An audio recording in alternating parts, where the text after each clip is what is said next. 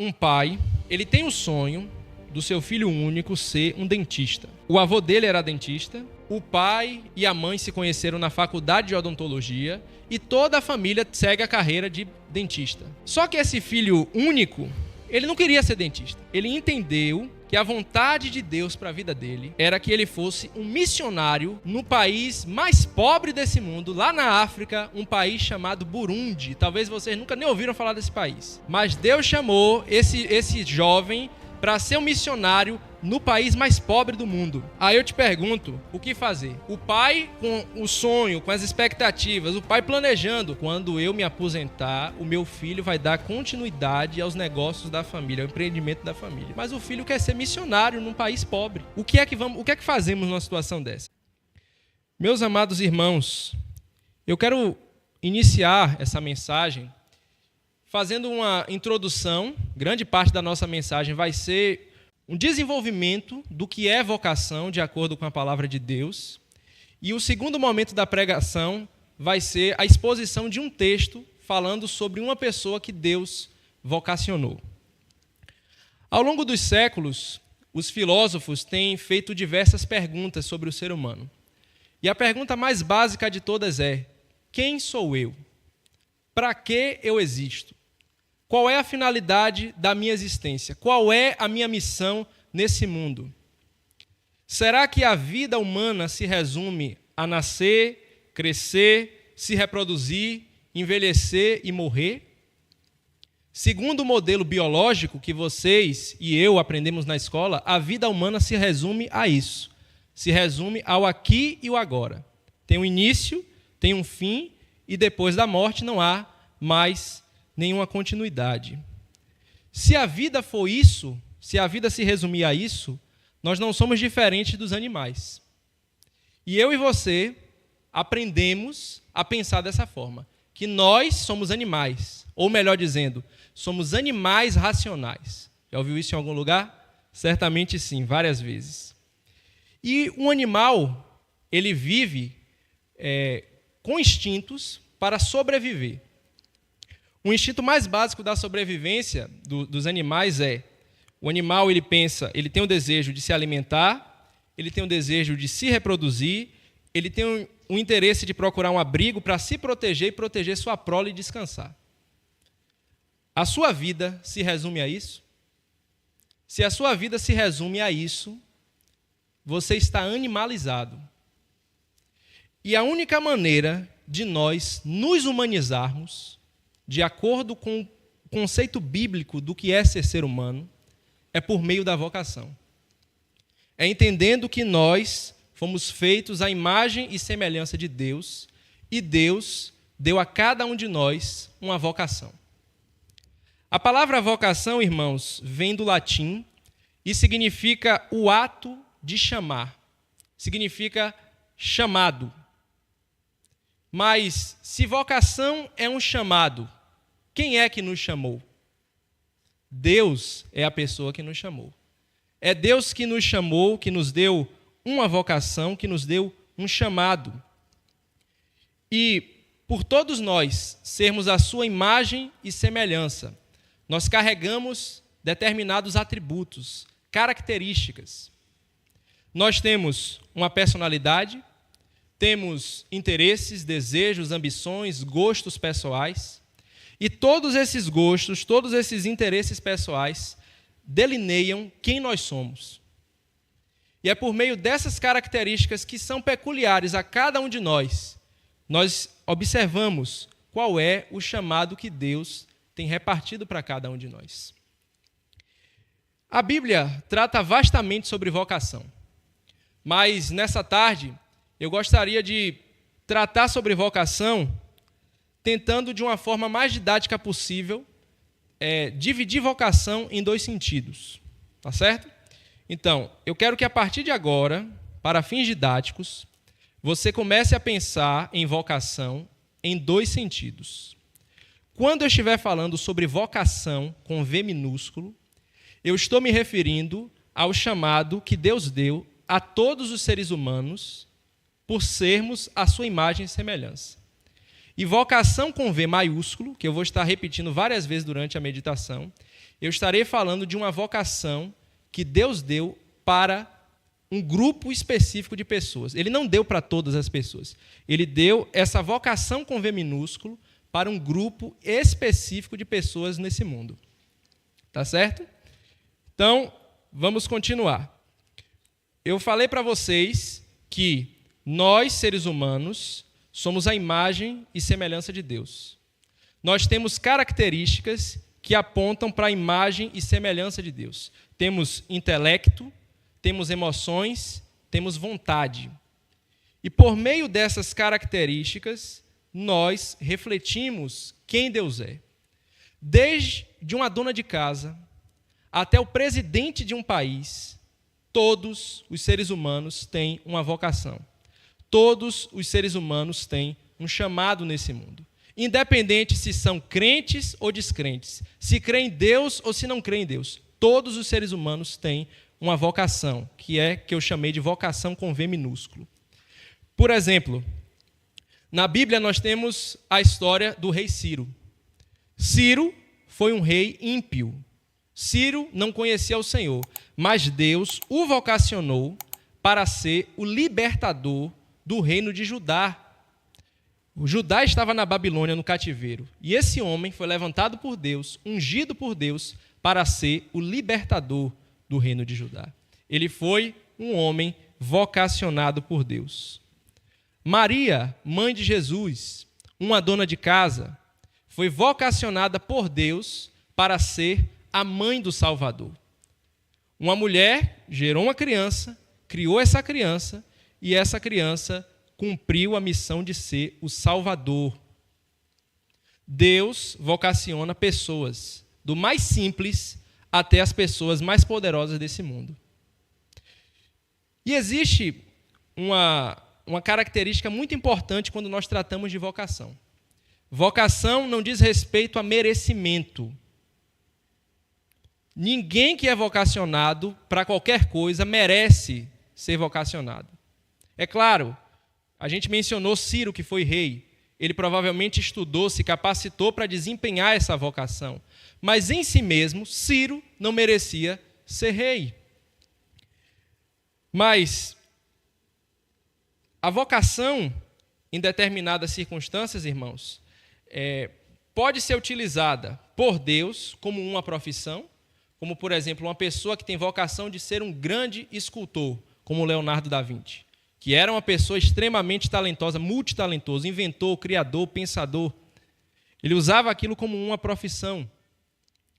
Mas existem outros casos que nós teremos uma vocação e nem sempre iremos ganhar a vida com a nossa vocação.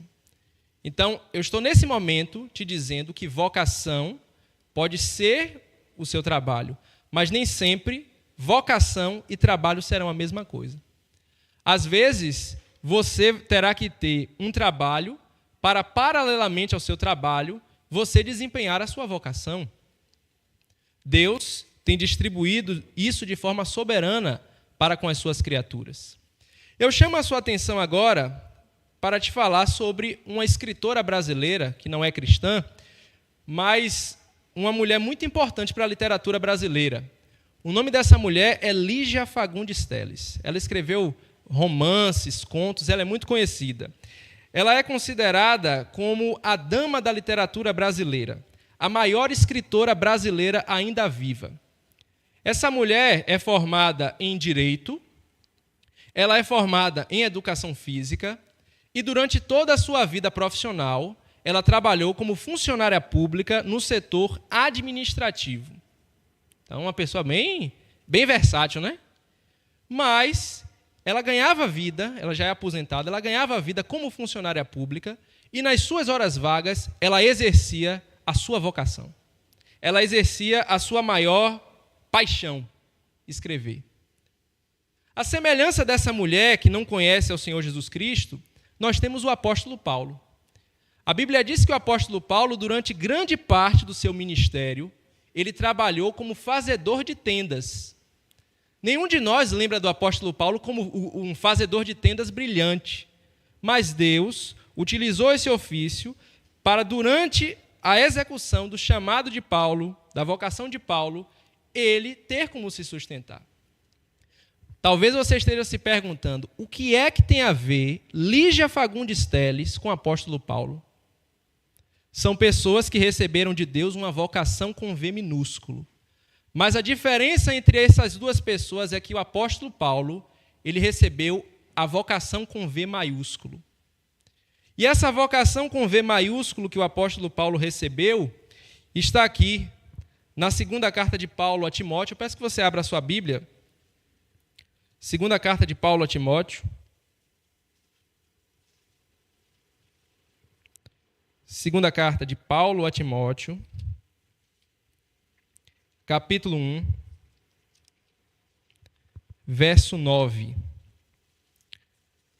Segunda carta de Paulo a Timóteo, capítulo 1, verso 9. Só para a gente entender aqui o fio da meada, só leia a última frase do verso 8.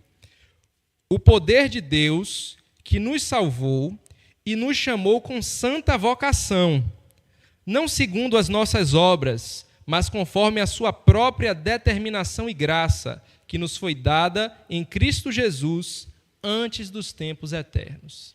A vocação com V maiúsculo que o apóstolo Paulo recebeu é a mesma vocação com V maiúsculo que todos aqueles que pertencem a Jesus Cristo receberam. E essa vocação, meus irmãos, com V maiúsculo, diferente da vocação com V minúsculo, ela não é dada a todas as pessoas indiscriminadamente. A vocação com V maiúsculo é para um grupo específico de pessoas. Essas pessoas são aquelas que creem no Senhor Jesus Cristo. Deus dá a essas pessoas especificamente essa vocação com um propósito: nos conformar à imagem do seu Filho. Deus tem esse intento, formar Cristo em nós. E à medida que nós exercemos a nossa vocação com V minúsculo, o nosso trabalho, o nosso chamado, nós estamos sendo moldados por Deus para sermos parecidos com o Senhor Jesus Cristo. O ímpio, enquanto exerce a vocação com V minúsculo dele, seja ser escritor, seja ser um empreendedor, seja lá o que for, ele faz para a sua própria glória. Ele faz para o nome dele ser eternizado. Ele faz para ficar conhecido. Mas aqueles que foram chamados por Deus para essa vocação com V maiúsculo, fazem para glorificar o nome do Senhor Jesus Cristo e são aperfeiçoados por Ele. Tá certo?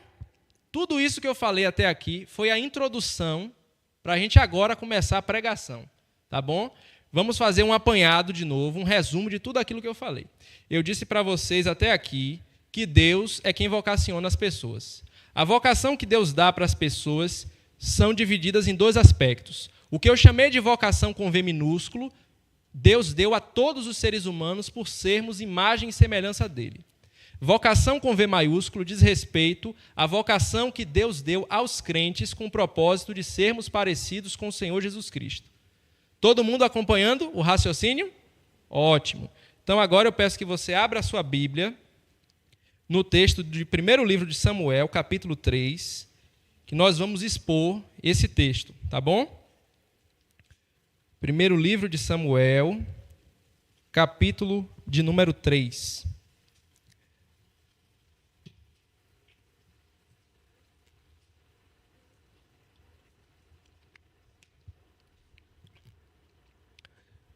Meus irmãos, esse texto aqui é muito conhecido de todos nós. Eu tenho certeza que todos ou a maioria de vocês conhece essa passagem.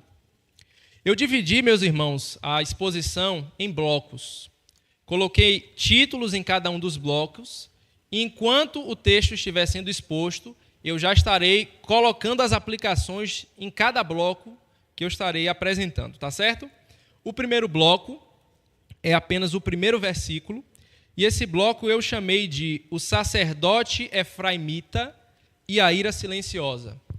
Vamos ler. Primeiro livro de Samuel, capítulo 3, versículo 1. O jovem Samuel servia ao Senhor perante Eli. Naqueles dias, a palavra do Senhor era muito rara, as visões não eram frequentes. Então, irmãos, A maioria de nós conhece essa história, como eu já mencionei, mas essa história traz algo muito interessante para a gente. Esse versículo, essa passagem da vida do profeta Samuel, acaba com aquela ideia que a gente acaba tendo muitas vezes de dizer, porque, na verdade, as crianças não entendem o culto a Deus. As crianças não entendem o que está acontecendo, mas aqui nós vemos que Samuel, ele desde cedo, desde jovem, ele servia ao Senhor. E o texto diz, perante a Eli. O que é que significa isso? Para a gente entender essa expressão perante Eli, a gente precisa lembrar que Samuel, a mãe de Samuel era uma mulher estéril, e ela fez um voto com Deus. Nesse voto, ela pediu a Deus que lhe desse um filho, e se Deus desse um filho, ele seria nazireu. O que é nazireu? Nazireu é aquele mesmo voto que Sansão exerceu. Tem mais detalhes sobre o voto do nazireu em Números, capítulo número 6. Tá certo? E Samuel, ele era da tribo de Efraim. Isso está escrito no capítulo 1 do livro de Samuel, mostrando a tribo do pai dele. Quando Samuel nasce, ele é levado para o tabernáculo e ele é criado pelo sacerdote Eli. Ele é adotado como parte da tribo dos levitas. Onde é que isso está na Bíblia? Vire a sua página da Bíblia, leia comigo o capítulo 2, do verso de número 18 ao verso 19. Samuel ministrava perante o Senhor, sendo ainda menino. Ele não era adolescente, não era jovem, ele era um menino. Ele ministrava diante do Senhor, vestido como de uma estola sacerdotal de linho. Sua mãe lhe fazia uma túnica pequena e de ano em ano lá trazia, quando, com seu marido, subia a oferecer o sacrifício anual. Então, meus irmãos, nós observamos que desde cedo, desde muito pequeno, esse menino servia ao nosso Deus. Em segundo lugar, vem a seguinte pergunta, depois que a gente vê isso aqui. Volte para o capítulo 3. A seguinte pergunta é, por que uma criança da tribo de Efraim serviu no sacerdócio? Vocês estão lembrados que o sacerdócio, o serviço no tabernáculo, era destinado a uma tribo específica. Que tribo era essa? A tribo dos levitas. Então, em tese, Samuel não tinha o direito de ser um sacerdote. Em tese, ele não tinha o direito de vestir aquela estola sacerdotal e ministrar no tabernáculo. Mas por que Samuel fez isso e Deus aceitou o serviço dele? Porque Deus estava irado. Deus estava irado com os filhos de Eli. Deus estava irado com os filhos dele que eram sacerdotes. Irmãos, precisamos lembrar que Samuel, ele viveu em um período de transição. Samuel viveu entre o período dos juízes e o período dos reis. E o período dos juízes, irmãos, ele é conhecido por uma perversão muito grande da nação de Israel. Se você já leu o livro de Juízes, certamente você já reparou que esse livro ele tem um refrão que se repete. Naqueles dias, não havia rei em Israel, cada um fazia o que achava mais reto. E os filhos de Eli faziam parte desse grupo, fazia aquilo que achava mais reto. Os filhos de Eli, eles eram corruptos, eles eram adúlteros, e na palavra de Deus, eles são chamados de filhos de Belial. O que é que significa filhos de Belial? Significa que eles eram inúteis. Significa que o trabalho deles não valia nada diante de Deus. Eles roubavam o sacrifício que era oferecido a Deus. E quando algumas mulheres iam para o tabernáculo para oferecer sacrifício, ele se prostituía com essas mulheres, irmãos. Era uma coisa terrível que acontecia. E Deus aceitou Samuel como sacerdote para ministrar. Deus estava, irmãos, tão irado com os seres humanos nessa época que Deus não estava falando. Leia comigo novamente a segunda metade do versículo 1 do capítulo 3. Naqueles dias, a palavra do Senhor era muito rara, as visões não eram frequentes. A corrupção era tanta, irmãos, que Deus não estava falando com o seu povo. Naquela época, Deus falava com os seus servos por meio de sonhos, por meio de visões, por meio de revelações. E quando Deus permanecia muito tempo em silêncio, muito tempo sem falar com o seu povo, isso era um sinal que Deus está virado com os homens. Hoje, meus irmãos, nós somos privilegiados. Nós somos privilegiados, pois tudo aquilo que Deus queria dizer para os seres humanos, Ele já disse. Está registrado aqui nesse livro. Nós somos privilegiados, pois temos todo o conselho de Deus já escrito, já registrado. Tudo aquilo que Jesus Cristo disse, que seus apóstolos disseram e foi registrado, é a palavra de Deus. Hebreus capítulo 1, versículo 1 ao 2 diz: havendo Deus outrora, no passado, falado muitas vezes e de muitas maneiras aos pais pelos profetas, nesses últimos dias Ele nos falou por meio de quem? Por meio do Filho. Tudo aquilo que Deus queria comunicar aos homens, Ele falou por meio do Filho, dos seus apóstolos, e isso está registrado na palavra de Deus. Agora eu queria, irmãos, fazer um pequeno parêntese, dizendo o seguinte, que uma igreja onde Deus fala é uma igreja onde a palavra de Deus é pregada com clareza, com fidelidade e de modo expositivo. Aonde a palavra de Deus não é pregada com fidelidade, Deus não fala nesse lugar. Quando a Bíblia é pregada com fidelidade e clareza, Deus está falando conosco. Então nós hoje somos privilegiados, ok? Fecha parênteses. E diante desse silêncio que nós vemos aqui no versículo 1 do capítulo 3, diante desse caos social e religioso que estava acontecendo no reino de Israel, Deus levantou um efraimita para servi-lo. Se vocês que eu levantei para serem meus sacerdotes não estão me servindo, eu vou levantar ele, que não é levita. Foi isso que ele fez com Samuel. Vamos para o segundo bloco da nossa exposição. Esse segundo bloco vai do verso 2 até o verso 7. E eu chamei esse bloco de A Vocação de Samuel. Capítulo 3 de primeiro livro de Samuel, do verso 2 ao verso 7. Diz a Escritura: certo dia, estando deitado no lugar acostumado o sacerdote Eli, cujos olhos já começavam a escurecer-se, a ponto de não poder ver, e tendo-se deitado também Samuel, no templo do Senhor, em que estava a arca, antes que a lâmpada de Deus se apagasse, o Senhor chamou o menino: Samuel, Samuel. Este respondeu: eis-me aqui. Correu a Eli e disse: eis-me aqui, pois tu me chamaste. Mas ele disse: não te chamei, torna a deitar-te. Ele se foi e se deitou. Tornou o Senhor a chamar: Samuel.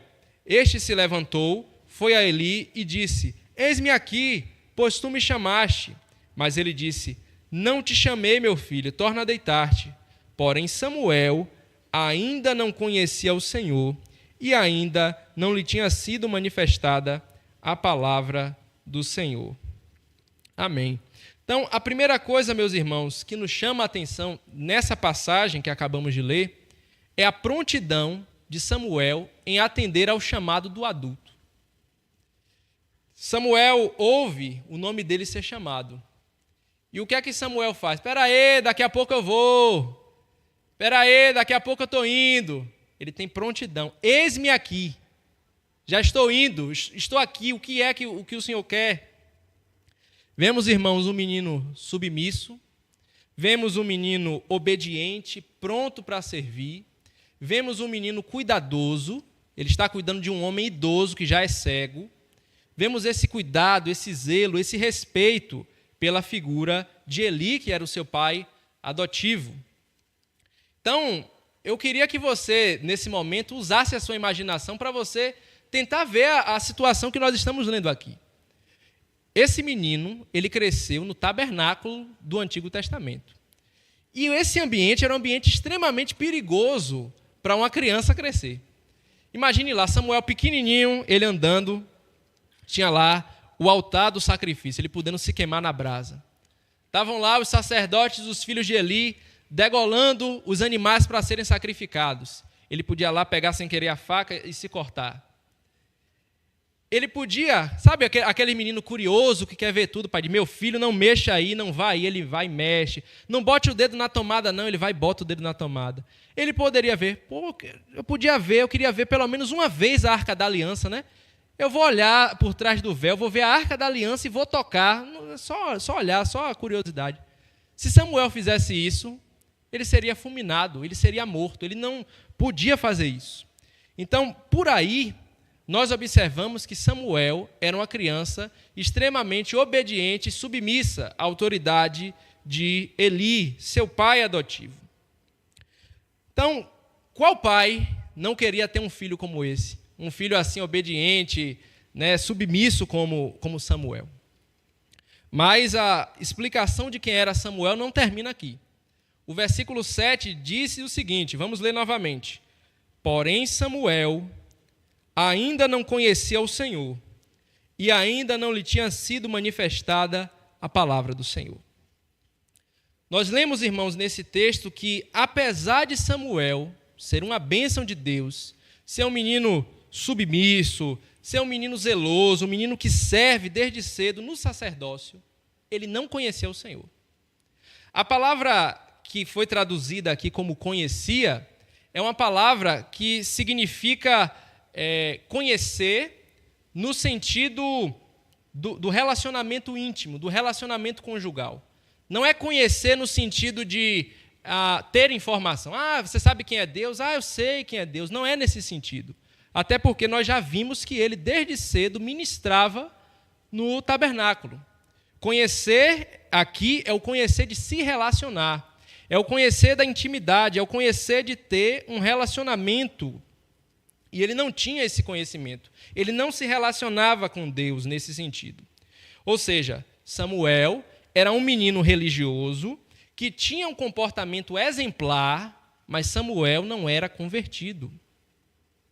O que é que nós aprendemos aqui, meus irmãos? Aprendemos que, apesar de Samuel não ter caído nos mesmos pecados dos filhos de Eli, apesar de Deus preservá-lo, ele não se contaminar como os filhos de Eli se contaminaram, ele ainda não conheceu o Senhor.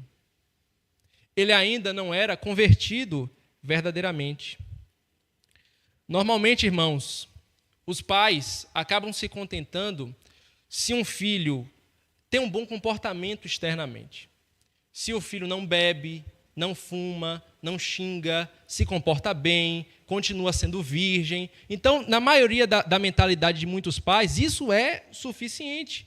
Mas o que a Bíblia diz é, se ele não nascer da água e do Espírito, ele não entrará no reino de Deus. Não adianta que ele seja ético, que ele tenha um bom comportamento. Samuel, se ele não se convertesse, ele iria para o mesmo inferno que os filhos de Eli foram. Samuel, ele precisava ter um encontro verdadeiro com o Senhor Salvador, com o seu Senhor. Seu filho é obediente, pai? Seu filho é obediente, mãe? Mas qual é a motivação dessa obediência? Qual é a motivação dele ser tão cuidadoso, dele ser tão zeloso? Irmãos, nós, o povo de Deus, não podemos nos satisfazer meramente com comportamento. Quem se satisfaz meramente com comportamento é adestrador. Seu filho não é bicho, seu filho é gente, seu filho é imagem e semelhança de Deus. Deus quer que seu filho não tenha apenas um comportamento bom. Deus quer que seu filho seja convertido, que aquilo que está no coração dele reflita fisicamente, não apenas seja uma capa, não apenas seja algo por fora. Deus quer você, adolescente, completo. Deus nos quer inteiros. Continuando. Samuel não sabia, irmãos, a diferença do chamado de Deus e o chamado de Eli. Deus estava falando com ele, mas ele pensou que Eli estava falando com ele. Quando o homem não conhece a Deus, o seu senso de vocação, o senso de chamado não é claro. E vemos isso na vida de Samuel. Eu quero que você se lembre agora de Adão e Eva antes do pecado entrar no mundo. Depois que Deus criou o homem, o que é que Deus fez? Ele disse: Adão, pode fazer o que quiser. Aqui o Jardim do Éden é um parque de diversões, pode ir à vontade, faça o que você quiser. Foi isso que Deus fez? Não. Deus disse: olha, eu te coloquei aqui nesse jardim, você está nesse jardim para cuidar e lavrar do jardim. Você vai colocar o nome dos animais. Está vendo aquela árvore? Aquela é a árvore do conhecimento do bem e do mal. No dia que você comer daquela árvore, certamente você vai morrer. O que é que Deus está mostrando ao ser humano, fazendo com o ser humano antes do pecado entrar no mundo? Deus, irmãos, nos criou para que, por meio das suas palavras, nós saibamos qual é a nossa missão. Não sou eu que defino qual é a minha missão nesse mundo. Não é você que define qual é a sua missão nesse mundo. Quem define qual é o nosso chamado, a nossa missão, é Deus. E foi isso que ele fez com os nossos primeiros pais, Adão e Eva, antes do pecado entrar no mundo. Então, eu só consigo descobrir o verdadeiro sentido da minha vida, para que eu existo, em Deus. Só em Deus, encontrando a vocação com V maiúsculo, eu consigo entender o sentido das minhas vocações com V minúsculo. Só assim estaremos no centro da vontade de Deus. É verdade, irmãos, que uma pessoa incrédula, uma pessoa ímpia, pode ter um senso de vocação, pode ter lampejos da sua vocação. Ser uma pessoa muito bem direcionada, muito inteligente, muito bem sucedida, mas lembre-se, essa pessoa é assim porque ela ainda continua carregando a imagem e semelhança de Deus. Por outro lado, o incrédulo jamais é capaz de desfrutar da vocação com V maiúsculo, que é a vocação que Deus dá especificamente para os seus servos. Vamos agora para o terceiro bloco, irmãos, da exposição. Esse terceiro bloco vai do versículo 8 até o versículo 10.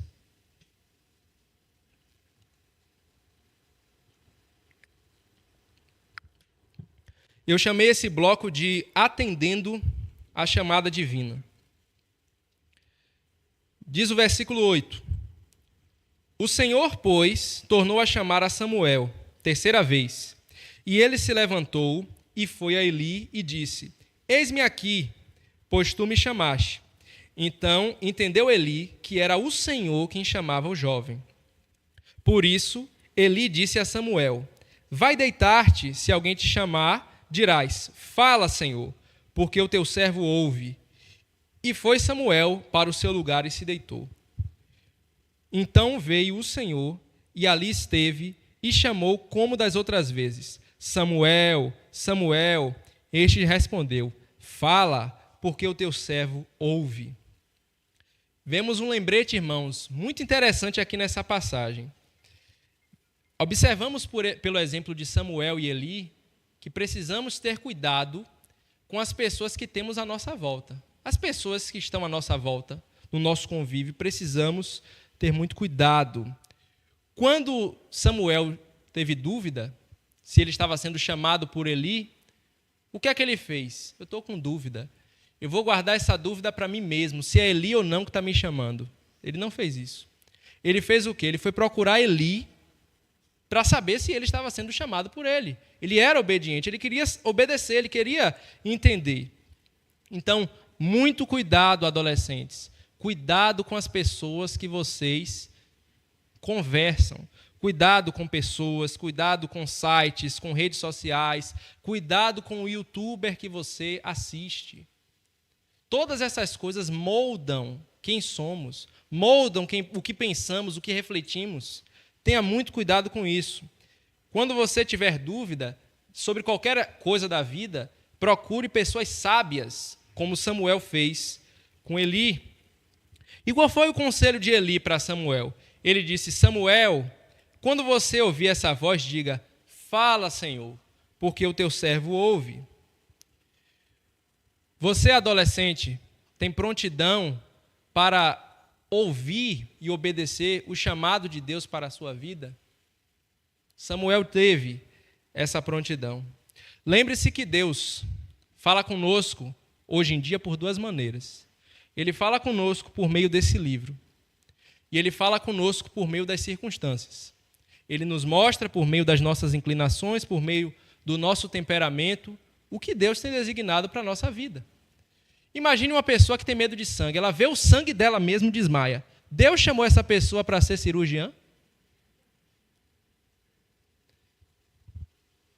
Então, são coisas que a gente precisa pensar e ver como Deus tem moldado meu caráter. Esse aspecto no meu temperamento, eu não gosto de falar com as pessoas. Eu fui chamado por Deus para ser um comunicador. Tem dificuldade de falar, articular as palavras. Como?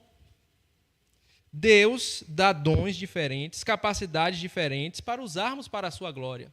E você precisa buscar conhecer o que Deus tem designado para a sua vida, o que Deus tem usado para o seu crescimento e para você ser conformado à imagem do Senhor Jesus Cristo. Muitos de vocês já estão pensando no que vão fazer na faculdade, o curso superior que vão fazer. Então, é um momento de muita tensão para muita gente. Faz aqueles testes vocacionais na internet, tem tantos medos, né? Então, é uma responsabilidade muito grande, né? Então, às vezes, a pessoa tem 16, 17 anos, às vezes não tem nada na cabeça, não sabe. O pai precisa que o pai e a mãe ajudem a escolher a roupa que vai vir para o culto, mas ela tem que escolher qual é a profissão que ela vai exercer pelo resto da vida, né? Então, é normal a gente se sentir muito cobrado e desafiado nessa fase da vida. Mas eu faço essa pergunta para você responder a si mesmo.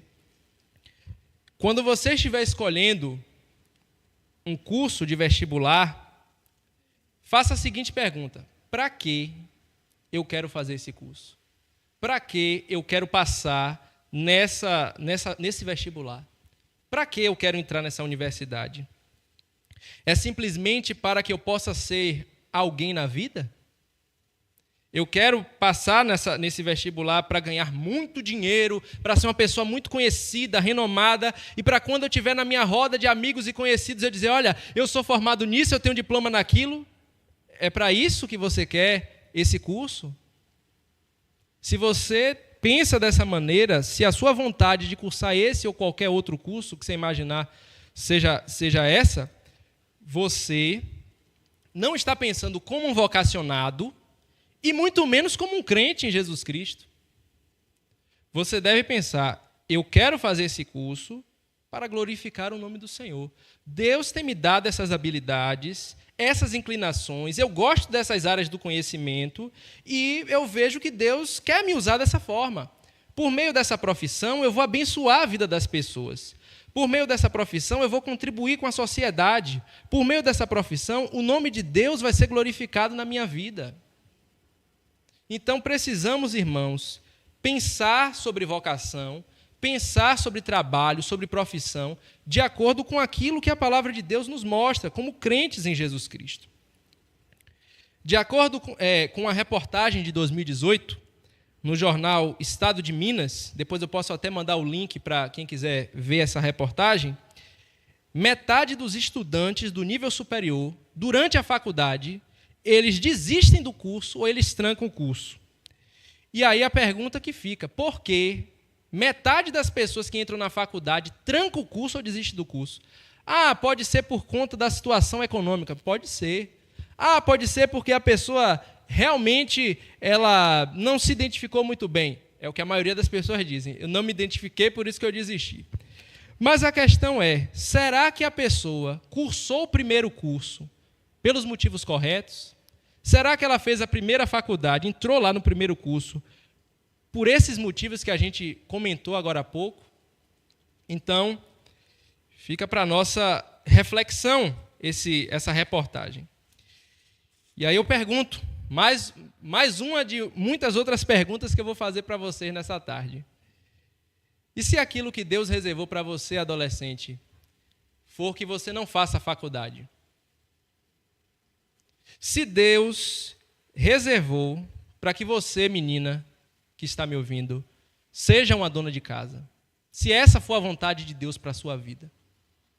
Se a vontade de Deus para a sua vida, menino, seja que ao invés de você entrar nessa faculdade que você tanto quer, que você tanto almeja, se a vontade de Deus for que você seja um profissional autônomo, um profissional liberal, um comerciante, por exemplo.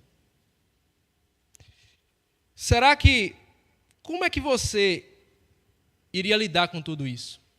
Se você hoje, estudando para o cursinho pré-vestibular, ou daqui a alguns anos, os mais novos, não conseguirem adentrar no mercado de trabalho depois da faculdade, ou não consiga, por qualquer circunstância, fazer uma faculdade, você será menos filho de Deus porque você não tem faculdade? Não, meus irmãos. Se seus pais investiram em você e você não consegue fazer uma faculdade, significa que seus pais falharam na sua criação? Não.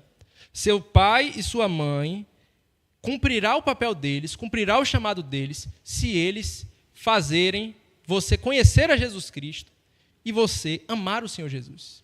Seu pai e sua mãe, desde cedo, lhe ensinam a palavra de Deus. Seu pai e sua mãe te ensinam a amar a Cristo, te dá bom exemplo. Se eles fizeram isso, lhe ensinaram o caminho que deve andar, eles cumpriram a missão deles. Essa é a missão primordial que os seus pais têm para com você. Certa vez, um sapateiro convertido chegou para o Martinho Lutero e fez para ele a seguinte pergunta: Lutero, o que é que eu posso fazer para poder servir a Deus melhor? Sabe o que Lutero disse para ele? Lutero disse para ele: faça um bom sapato e venda esse sapato por um preço justo. Dessa maneira, Deus será glorificado. Faça um sapato bom, de qualidade, e venda por um preço justo. Então, nós observamos, irmãos, que os nossos dons e talentos que Deus nos deu, nós devemos usá-lo para a sua glória. E quando nós fazemos isso, nós estamos cumprindo a nossa vocação nesse mundo. O quarto bloco dessa pregação vai do versículo 11 até o versículo 18, e eu chamei de os temores dos vocacionados. Perdão, os temores do vocacionado. Verso 11 ao verso 18. Disse o Senhor a Samuel: eis que vou fazer uma coisa em Israel, a qual todo o que a ouvir lhe tinirão ambos os ouvidos. Naquele dia, suscitarei contra Eli tudo quanto tenho falado com respeito à sua casa. Começarei e o cumprirei. Porque já lhe disse que julgarei a sua casa para sempre, pela iniquidade que ele bem conhecia. Porque seus filhos se fizeram execráveis, e ele os não repreendeu. Portanto, jurei à casa de Eli, que nunca lhe será expiada a iniquidade, nem com sacrifício, nem com oferta de manjares. Ficou Samuel deitado até pela manhã. Então abriu as portas da casa do Senhor, porém temia relatar a visão a Eli. Verso 16. Chamou Eli a Samuel e disse: Samuel, meu filho. Ele respondeu: eis-me aqui. Então ele disse: que é que o Senhor te falou? Peço-te que não encubras. Assim Deus te faça o que bem lhe aprouver, se me encobrires alguma coisa de tudo o que te falou. Então Samuel lhe referiu tudo e nada lhe encobriu. E disse Eli: é o Senhor, faça o que bem lhe aprouver. Observamos que depois que Samuel ouviu o chamado do Senhor, Deus disse para ele o que é que iria acontecer. Deus falou com ele, Deus o chamou. E quando ele entendeu esse chamado, ele temeu em exercer o chamado. Deus chamou esse homem, pessoal, para ser um profeta. E ele estava diante de um dilema. Eu vou falar o que Deus vai fazer, mas o que Deus mandou dizer vai fazer com que Eli fique triste. Eli vai ficar magoado eu exercendo o meu chamado. Então, nós observamos que o chamado, o vocacionado para exercer qualquer missão, ele passa por temores. O chamado, vocacionado, ele tem seus medos. Ele tem medo de não conseguir cumprir a missão. Ele tem medo de não conseguir cumprir o seu chamado. Certamente você recebe muitas expectativas das pessoas à sua volta. Seu pai, sua mãe, seus tios, seus familiares têm muitas expectativas sobre a sua vida. Imagine um pai que ele tem o sonho do seu filho único ser um dentista. O avô dele era dentista, o pai dele era dentista, o pai e a mãe se conheceram na faculdade de odontologia e toda a família segue a carreira de dentista. Eu já conheci até umas pessoas assim que a família inteira tinha a mesma profissão. Só que esse filho único desse pai, ele não queria ser dentista. Ele entendeu que a vontade de Deus para a vida dele era que ele fosse um missionário no país mais pobre desse mundo, lá na África, um país chamado Burundi. Talvez vocês nunca nem ouviram falar desse país. Mas Deus chamou esse jovem para ser um missionário no país mais pobre do mundo. Aí eu te pergunto, o que fazer? O que fazer? O pai com o sonho, com as expectativas, o pai planejando. Quando eu me aposentar, o meu filho vai dar continuidade aos negócios da família, ao empreendimento da família. Mas o filho quer ser missionário num país pobre. O que é que fazemos numa situação dessa? Irmãos, a minha resposta para isso vai depender de cada caso. Eu não posso ser leviano em dizer que o filho ele deve ir ser missionário no país mais pobre do mundo e não ser dentista. Por quê? Porque esse chamado para o ministério, para ser missionário, não é um chamado apenas interno, é um chamado que é externo. Numa situação como essa, o que deveria acontecer? Esse jovem, ele deveria passar por bastante aconselhamento bíblico, orar bastante, e além do chamado interno, ele tinha que ter um chamado externo diante da igreja local, diante da comunidade local. Mas no caso de Samuel, que é o caso que nós estamos expondo aqui, Samuel obedeceu ao chamado. E ele, mesmo tendo que magoar Eli, ele foi fazer aquilo que Deus mandou ele fazer. Da mesma forma que nós temos medos ao exercer as missões que Deus nos dá na vida. Samuel sentiu medo. Você sente medo? Você se sente incapaz de fazer aquilo que Deus quer que você faça? Samuel sentiu medo. Mas não é pela nossa capacidade. É pela graça de Deus. O mesmo Deus que chama é o Deus que dá capacidade para exercermos a nossa missão. Viktor Frankl, um neuropsiquiatra judeu que foi preso durante algum tempo num campo de concentração nazista, durante a Segunda Guerra Mundial, ele escreveu um livro chamado Em Busca de Sentido. Se você está vivo aqui me ouvindo, você não pode passar dessa vida sem ler esse livro. Em Busca de Sentido. E o que é que esse homem diz nesse livro? Ele diz o seguinte, que quem tem um porquê enfrenta qualquer como. Se você tem um porquê, você enfrenta qualquer como. Deus te chamou para isso, Deus vai lhe dar capacitação para exercer o chamado.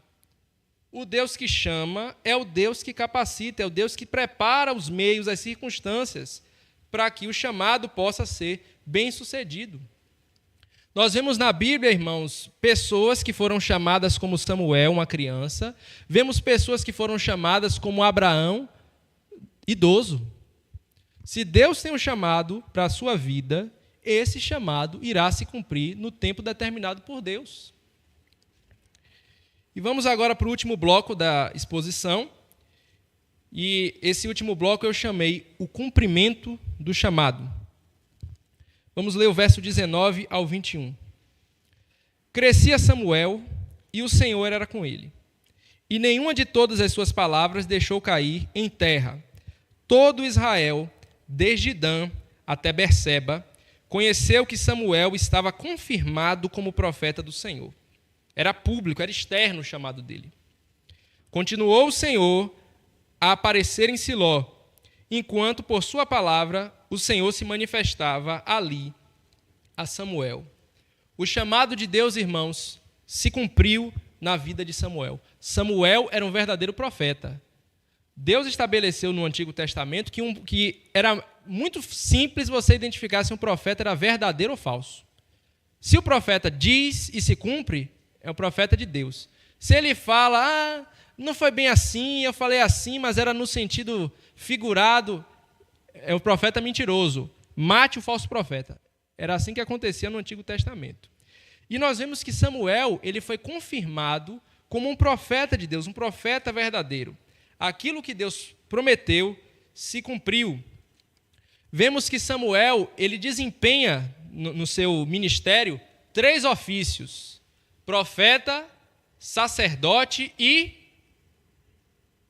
Profeta, sacerdote e... Cadê os adolescentes? É isso mesmo. Vocês falaram debaixo das máscaras, só mexendo no lábio, eu vi. Profeta, sacerdote e juiz. Lembra que eu falei? Samuel viveu num período de transição. O período de transição entre os juízes e os reis. Vamos ver aqui aonde Samuel exerceu esse ofício de juiz. Vire aí a página, capítulo 7. Vamos ver o verso 14 e o verso 15, tá certo? Primeiro livro de Samuel, capítulo 7, verso 14 ao 15. As cidades que os filisteus haviam tomado a Israel e foram-lhe restituídas, desde Ecrom até Gate, e até os territórios delas, arrebatou Israel das mãos dos filisteus. E houve paz entre Israel e os amorreus. Agora preste atenção. E julgou Samuel todos os dias de sua vida a Israel. Agora leia comigo o versículo 1 do capítulo 8. Tendo Samuel envelhecido, constituiu seus filhos por juízes sobre Israel. O profeta Samuel, ele exerceu o ministério de sacerdote na sua infância, ele se tornou profeta e ele era juiz. Nós vemos, irmãos, que à medida que a palavra de Deus vai progredindo, o ministério dos juízes, o trabalho dos juízes, ele vai cada vez mais minguando, dando lugar para o ministério dos reis. Você vai observando que isso é natural na leitura bíblica. Os reis vão aparecendo, começam a julgar e os juízes cada vez mais vão desaparecendo. O profeta Samuel, irmãos, ele prefigura aquilo que o Senhor Jesus Cristo iria exercer plenamente. O Senhor Jesus Cristo, ele é o nosso profeta, sacerdote e rei. E ele um dia virá a esse mundo para julgar os vivos e os mortos. Ele cumprirá plenamente esse ministério triplo. Somente quando nós vivemos, irmãos, em sujeição à vontade do nosso Senhor Jesus Cristo, é que somos capazes de entender e cumprir o chamado de Deus para as nossas vidas. Porque dele, por meio dele e para ele são todas as coisas, inclusive a nossa vocação. Então, se você que está aqui hoje ainda não creu no Senhor Jesus Cristo como Senhor e Salvador da sua vida, eu quero que você lembre o seguinte: apesar de você saber que você é um vocacionado, que Deus lhe deu uma missão nesse mundo, a sua missão nesse mundo, como mãe, como pai, como profissional liberal, professor, seja lá qual for a sua missão nesse mundo, só terá sentido completo quando você se voltar para Jesus Cristo em arrependimento e fé.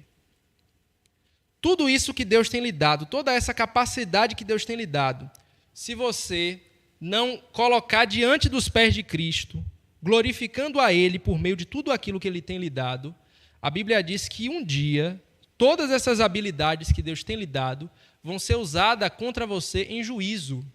Porque Deus lhe deu uma coisa e você está dizendo, é meu, é a minha capacidade. Eu sou bom, eu sou merecedor. Por isso que eu estou aqui. Então, arrependa-se do seu pecado, creia no Evangelho, creia que o Senhor Jesus Cristo morreu para que você pudesse exercer plenamente a sua vocação nesse mundo. e que a sua vocação, que é passageira, se torne uma vocação eterna.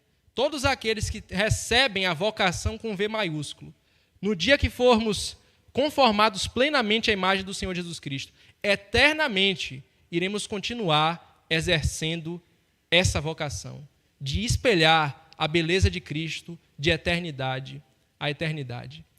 Amém? Vamos orar. Senhor nosso Deus, Todo-Poderoso Pai, eu te agradeço, Senhor, pela Tua palavra. A Tua palavra é a verdade, Senhor. Muito obrigado pelo privilégio que nós temos de lê-la e de entendê-la, Senhor. Eu te agradeço porque o Senhor tem nos dado dons, habilidades, ó Pai. Obrigado porque o Senhor nos tem dado inteligência, tem nos dado sabedoria, tem nos dado força, tem nos dado diversas coisas, Senhor. E nós não somos merecedores de absolutamente de nada disso, Senhor. Nos ajude, ó Deus, a Te glorificar em tudo que nós tivermos, com tudo que nós somos, de todo o nosso coração. Faça isso para a Tua glória, ó Deus. Eu te peço, Senhor, pelos adolescentes que estão aqui, pelos jovens, pelos homens, pelas mulheres, pelos idosos, por todos aqueles que estão nos acompanhando por meio dessa transmissão, Senhor. Que o Senhor os visite, que eles possam entender, Senhor, o chamado, a vocação que o Senhor tem para cada um. Peço que o Senhor visite aquelas pessoas que têm passado por crises vocacionais. Aquelas pessoas que não sabem para onde vem, para onde vai, qual é a sua missão, que estão desistindo de tudo, que não sabem mais o que fazer de suas vidas. Que o Senhor possa ter misericórdia, Senhor, de todos. E que por meio da Tua palavra, Senhor, todos aqueles que estão precisando nesse momento possam encontrar respostas em Ti, se voltando para Ti, ó Deus. Que o Teu nome seja glorificado.